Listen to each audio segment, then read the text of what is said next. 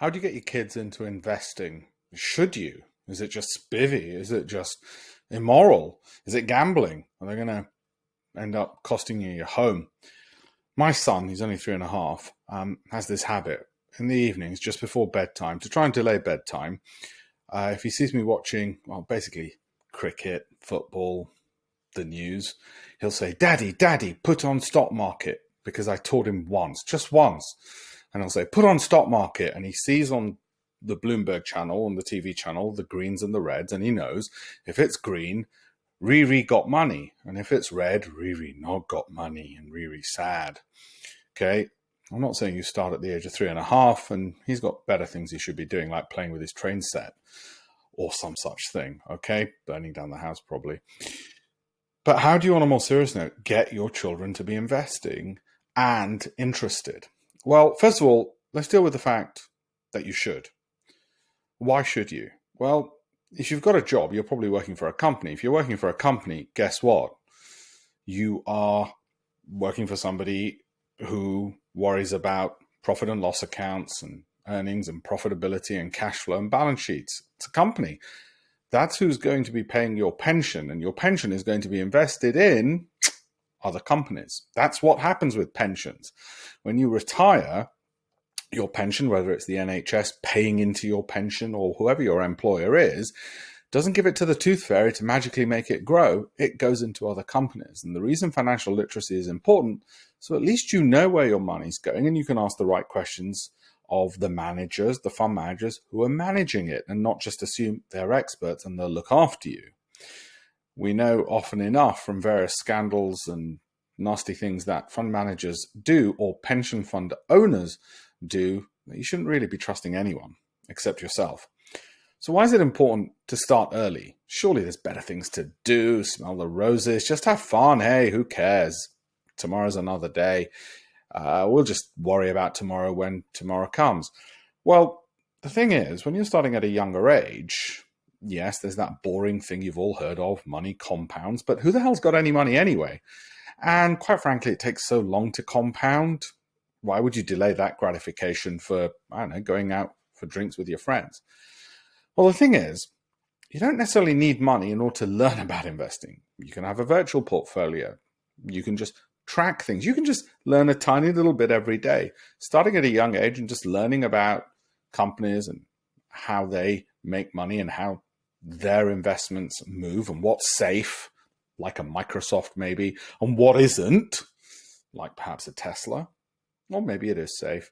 At least it'll give you more financial awareness for later on.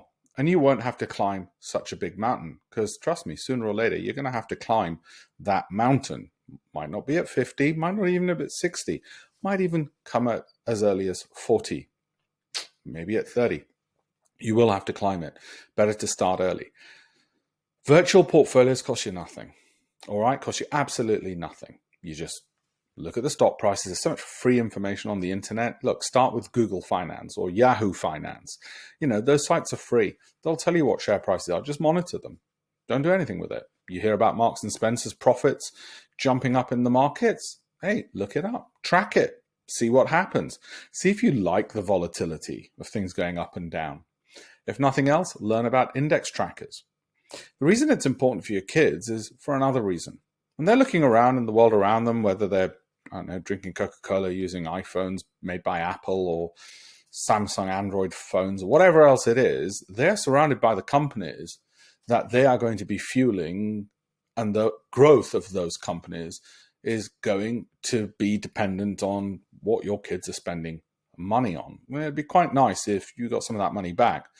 So my 3.5-year-old, who is a shareholder, though he doesn't know it, in Amazon, well, every time we're buying his nappies or whatever else we get from Amazon for him, guess what? Yeah, I know we get his nappies from Amazon. Call me lazy, but they're pretty cheap. Well, at least he's getting some of that money back.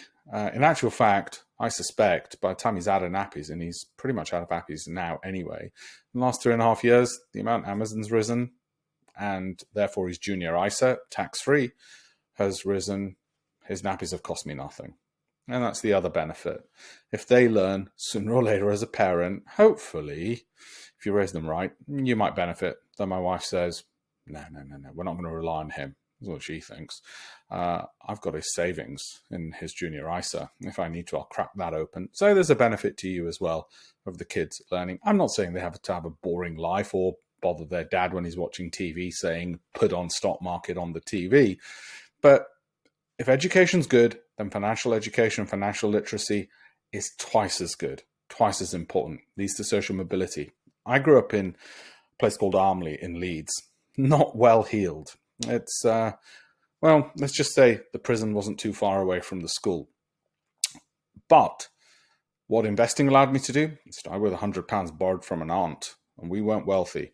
Borrowed from an aunt meant I had that education. So when I did have more money, 18, 19, 20, I knew what to do. When I had even more in my mid-20s and late 20s, I could hit the ground running.